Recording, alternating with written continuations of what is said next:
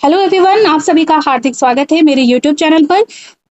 यहाँ पर home science की क्लासेस आपके रेगुलर चल रही हैं। नए-नए टॉपिक आपको डिस्कशन कराया जा रहा है डेली। तो अगर आप पहली बार इस चैनल पे वीडियो देख रहे हैं तो चैनल को सब्सक्राइब ज़रूर कर लीजिएगा, क्योंकि समय पर आपको जो भी वीडियोज़ अपलोड होते हैं आसानी से मिल सके। आज हम लोग जो टॉपिक डिस्कशन करने वाले हैं, ये केंद्र सरकार के द्वारा चलाई जाने वाली योजनाओं और कार्यक्रम के बारे में होगा। जैसा कि आप अच्छे से जानते हैं, जैसे आपके सामने उदाहरण भी है, सामुदायिक विकास कार्यक्रम, काम के बदले अनाज कार्यक्रम। तो ये सब कुछ ऐसे कार्यक्रम हैं, प्रोग्राम हैं, जिनसे प्रश्न एग्जाम में पहले भी पूछे जा चुके हैं और आगे भी पूछे जाने की पूरी संभावना है। तो 1952 से लेकर के 2024 तक में जितनी भी केंद्र सरकार की योजनाएं चली है या चल रही है, उन सभी के बारे में हम लोग यहाँ पे डिस्कशन करेंगे और बहुत ही ऑथेंटिक समझिएगा वेबसाइट से आपके लिए जानकारी निकाली गई है। आपको बहुत आसानी तरीके से जो भी यहाँ पे जानकारी दिख रही है सभी ऑथेंटिक है, आपको कोई दिक्कत नहीं होगी एग्जाम के लिए। आपके अच्छे से आप लोग यहाँ पर पढ़ते चलिए, जो भी नया लगे आपको वो नोट जरूर कर लीजिएगा। तो ये केंद्र सरकार की योजना है, ये उत्तर प्रदेश स्पेशल नहीं है, ये केंद्र सरकार की योजनाएं हैं। तो आप किसी भी राज्य के लिए तैयारी कर रहे हो, चाहे आप जीके जीएस के लिए तैयारी कर रहे हो या स्पेशली होम साइंस के, दोनों जगह पे आपके ये काम आने वाला है। सबसे पहले योजना लिखी हुई है आपके सामने, सामुदायिक विकास कार्यक्रम। तो ये कितनी इंपॉर्टेंट आपके लिए है ये कार्यक्रम, ये आप अच्छे से जानते हैं।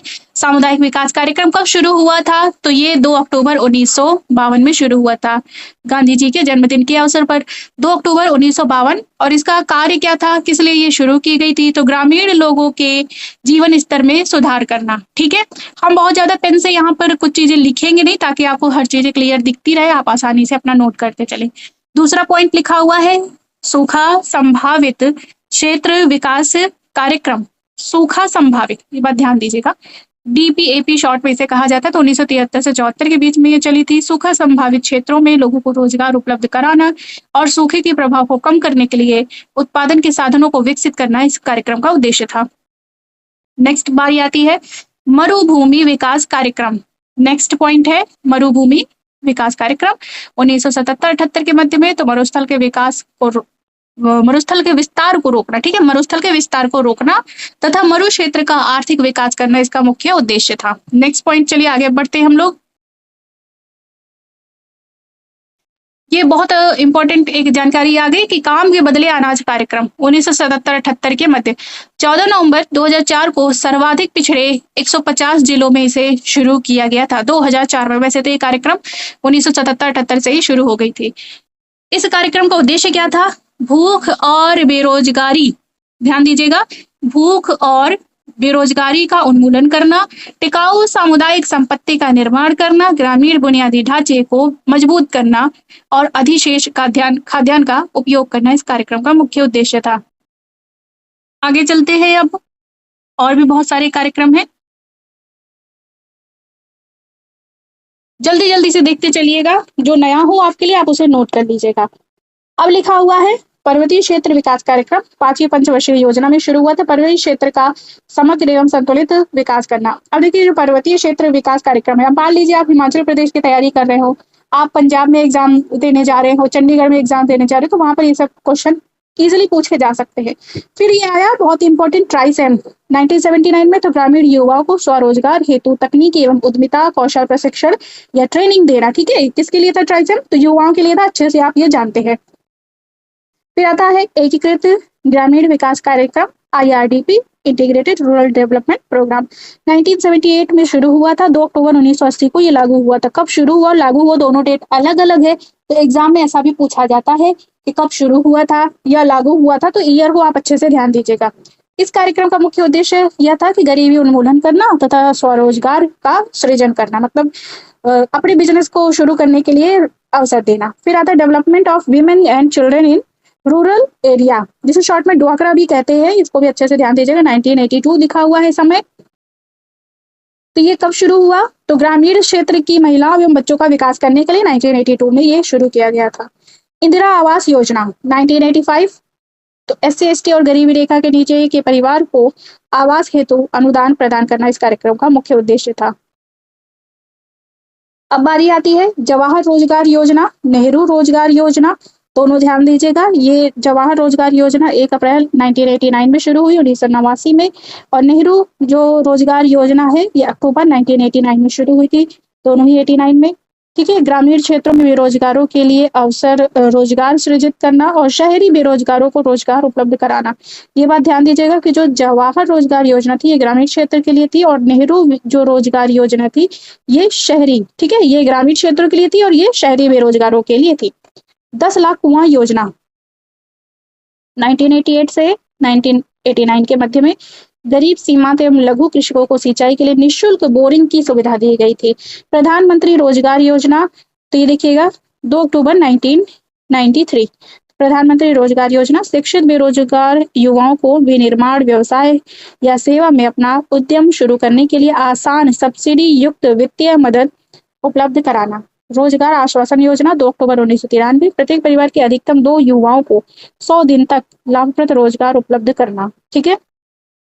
अब कार्यक्रम में supply of improved tool kits to rural area artisans, जैसे शॉर्ट में सिट्रा कहा जाता है, जुलाई 1992 में शुरू किया गया था। शिल्पकारों, बुनकर, दर्जी, बीड़ी श्रमिकों को छोड़ करके 90% अनुदान पर 2000 तक के उन्नत हस्त औजारों की किट प्रदान करना, ये इसका उद्देश्य था। स्वर्ण जयंती स्वरोजगार योजना 1 दिसंबर 1997। शहरी बेरोजगारों या अल्प रोजगारों को स्वरोजगार उद्यम या मजदूरी रोजगार के प्रावधान के माध्यम से लाभकारी रोजगार प्रदान करना। फिर स्वर्ण जयंती ग्राम स्वरोजगार योजना, दोनों में अंतर देखिएगा, ये 1997 में शुरू हुई थी और ये 1999 में, ठीक है, 1999 में ये शहरी क्षेत्रों के लिए थी और ये ग्रामीण क्षेत्रों के लिए। तो ग्रामीण क्षेत्र में जो गरीबी रेखा के नीचे जीवन यापन कर रहे थे उन परिवारों के लिए स्वरोजगार हेतु मदद करना। जवाहर ग्राम समृद्धि योजना इंपॉर्टेंट है, ये भी बात ध्यान दीजिएगा, इसे 1999 में शुरू हुई थी। फिर आता है प्रधानमंत्री ग्राम सड़क योजना, ये 2000 में शुरू हुआ था। ये कार्यक्रम आपके सन 2000 में शुरू हुआ था। मैदानी क्षेत्रों में कम से कम 500 आबादी वाले गांव तथा पहाड़ी क्षेत्रों में 250 आबादी वाले गांवों को 12 मासी सड़क के माध्यम से कनेक्टिविटी प्रदान करना। तो जहां पे मैदानी क्षेत्र है तो वहां पे कम से कम 500 लोगों की आबादी होगी, तो वहां पे पक्की रोड बनना जरूरी था ताकि कनेक्टिविटी बनी रहे, और पहाड़ी क्षेत्रों में 250 वाली आबादी। फिर आता है अन्नपूर्णा योजना, इंपॉर्टेंट है, 2000 में शुरू हुई थी। उन वरिष्ठ नागरिकों जो कि 65 वर्ष के ऊपर हो, ठीक है, वरिष्ठ नागरिक वैसे तो 60 वर्ष के ऊपर ही आ जाते हैं, लेकिन यहाँ पे 65 वर्ष मेंशन किया गया है। इन लोगों को खाद्य सुरक्षा प्रदान करना जो राष्ट्रीय वृद्धावस्था पेंशन योजना के तहत पात्र होने के बावजूद छूट गए हैं। जनश्री बीमा योजना, तो ये आपके होम मैनेजमेंट के लिए भी इंपॉर्टेंट है और वैसे योजनाओं में भी आ सकता है। ये 2000 में शुरू हुआ था। महिला स्वयं सेवी समूह के सदस्यों को बीमा सुरक्षा प्रदान करना, उनके बच्चों की शिक्षा में सहायता करना। ठीक है। फिर है किसान क्रेडिट कार्ड योजना, इंपॉर्टेंट है भी, तो 1998 में शुरू हुई थी। कृषकों को सस्ते ब्याज दर पर ऋण उपलब्ध कराना। अभी क्रेडिट से ही संबंधित हमने एक वीडियो अपलोड किया हुआ है अपने चैनल पर, आप उसको भी एक बार देख लीजिएगा। एग्जाम में आपके वो पॉइंट पूछा जाता है कि क्रेडिट के 4C का अर्थ क्या होता है, या क्रेडिट के 4C कौन कौन से होते हैं, तो पूरा एक्सप्लेनेशन के साथ वो वीडियो है, तो आप लोग वो वीडियो जरूर देखिएगा। अंत्योदय अन्न योजना 25 दिसंबर 2000 में शुरू हुई थी योजना। इस कार्यक्रम का मुख्य उद्देश्य क्या था, तो निर्धनतम परिवारों को प्रति माह 35 किलोग्राम खाद्यान्न, 2 रुपए प्रति किलोग्राम गेहूं तथा 3 रुपए प्रति किलोग्राम चावल सार्वजनिक वितरण प्रणाली के माध्यम से उपलब्ध कराना। ठीक है। सर्व शिक्षा अभियान बहुत ही इंपॉर्टेंट है, ये SSA कार्यक्रम सर्व शिक्षा अभियान 2001 में शुरू हुआ था। 6 से 14 वर्ष तक के सभी बच्चों को निःशुल्क एवं अनिवार्य शिक्षा प्रदान करना। जो दिव्यांग बालक है उनकी जो शिक्षा है वो 6 से 18 वर्ष तक की होगी, और जो नॉर्मल बच्चे हैं, साधारण बच्चे हैं, तो वो 6 से 14 वर्ष तक उनके लिए आवश्यक है कि निःशुल्क और अनिवार्य रूप से शिक्षा प्रदान की जाए। अब बारी आती है आपके सामने एकीकृत बाल विकास सेवा योजना, ICDS। ICDS कब शुरू हुई थी, तो 1975 में। 6 वर्ष तक के बच्चों, ये ईयर जरूर याद रखिएगा कि इसमें कितने वर्ष तक के बच्चे शामिल हैं, तो एग्जाम में कई बार पूछा गया, तो 6 वर्ष तक के ही बच्चों को शामिल किया गया है। और ऐसी महिलाएं जो गर्भवती हों या स्तनपान कराती हों, तो महिलाओं को स्वास्थ्य, पोषण और शैक्षणिक सेवाओं का एकीकृत पैकेज प्रदान करना। प्रधानमंत्री ग्रामोदय योजना 2000 से शुरू हुई थी। मध्याह्न भोजन योजना, ये इंपॉर्टेंट है, मिड डे मील की बात हो रही है। 15 अगस्त 1995 में 1 से 8वीं कक्षा के बच्चों को दोपहर में पोषण युक्त भोजन उपलब्ध कराना। शिक्षा मंत्रालय ने सितंबर 2021 में इस योजना का नाम बदल करके प्रधानमंत्री पोषण शक्ति निर्माण या पीएम पोषण कर दिया है। ये बात जरूर ध्यान दीजिएगा, ये आपके एग्जाम के लिए बहुत ही ज्यादा इंपॉर्टेंट हो सकती है कि जो आपकी मध्याह्न भोजन योजना थी या जिसे हम लोग मिड डे मील कहा करते थे, वो अब किस नाम से जानी जाती है?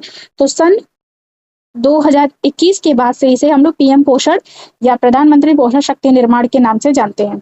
कस्तूरबा गांधी बालिका विद्यालय 2021 में इससे एक पॉइंट भी एग्जाम में पूछा गया था। 2004 से ये कार्यक्रम, ये योजना चल रही है, कस्तूरबा गांधी बालिका विद्यालय।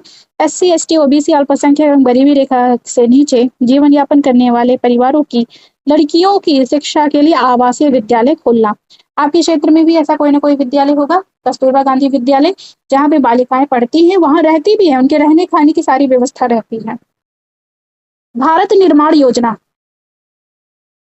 तो 16 दिसंबर 2005 से ये शुरू हुई थी। ग्रामीण अवसंरचना का विकास करना, घटक, सिंचाई, सड़क, जल आपूर्ति, इन सबसे संबंधित। महात्मा गांधी ग्रामीण रोजगार गारंटी योजना, ठीक है, ये मनरेगा की बात हो रही है, रोजगार की गारंटी। तो 2 फरवरी 2006 आंध्र प्रदेश के अनंतपुर जिले से ये शुरू हुई थी।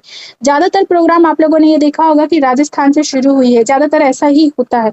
लेकिन यहाँ पे ये बात ध्यान दीजिएगा कि ये जो कार्यक्रम है आपका मनरेगा, ये आंध्र प्रदेश से शुरू हुआ है।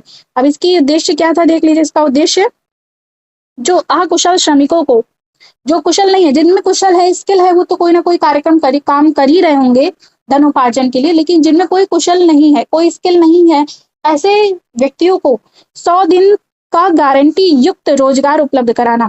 और 2 फरवरी 2006 को देश के 200 जिलों में यह प्रारंभ किया गया था। 1 अप्रैल 2008 से देश के सभी जिलों में यह लागू हो गया था। 2 अक्टूबर 2009 में नरेगा का नाम बदल करके मनरेगा कर दिया गया था। आम आदमी बीमा जीवन 2 अक्टूबर 2007 में यह कार्यक्रम शुरू हुआ। नेक्स्ट देखिए,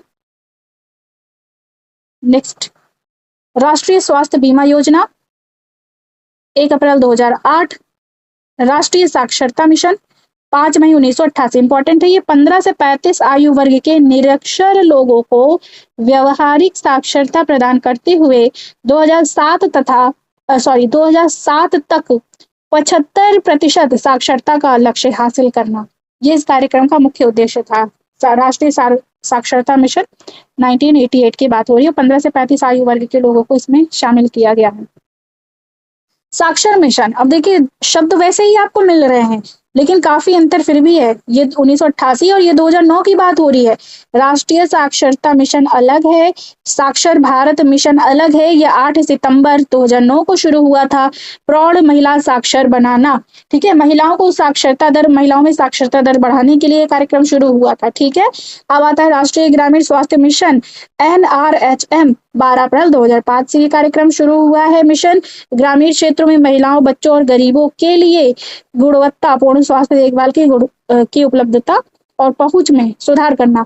1000 जनसंख्या पर एक आशा कार्यकर्ती की नियुक्ति करना। अब ये देखिए, आशा का कोई फुल फॉर्म भी है, तो ये इंपॉर्टेंट हो सकता है आपके लिए, क्योंकि इस तरीके के डेटा अक्सर पूछे जाते हैं कि जैसे मान लीजिए एक आशा, जैसे हम लोग नॉर्मल बोलचाल की भाषा में आशा बहन जी कहते हैं ना, आशा बहन जी कहते हैं, तो उनकी नियुक्ति करना, एक कार्यकर्त्री के रूप में उनकी नियुक्ति करना आवश्यक था, जहां भी 1000 जनसंख्या होगी वहां। तो आशा का फुल फॉर्म क्या होगा? एक्रीडिटेड सोशल हेल्थ एक्टिविस्ट। ये प्रत्येक गांव में नियुक्त की जाती है। आपके गांव में भी कोई ना कोई आपके परिचित ऐसे होंगी, ठीक है। चलिए आगे बढ़ते हैं अब हम लोग। राष्ट्रीय स्वास्थ्य मिशन 2013, सस्ती, न्याय संगत एवं गुणवत्तापूर्ण स्वास्थ्य सुविधाओं की सुलभता प्रदान करना। प्रधानमंत्री जनधन योजना नया है, याद रखिएगा। तो ये 2014 में शुरू हुई थी। तो कमजोर वर्गों के वित्तीय समावेशन हेतु शून्य बैलेंस पर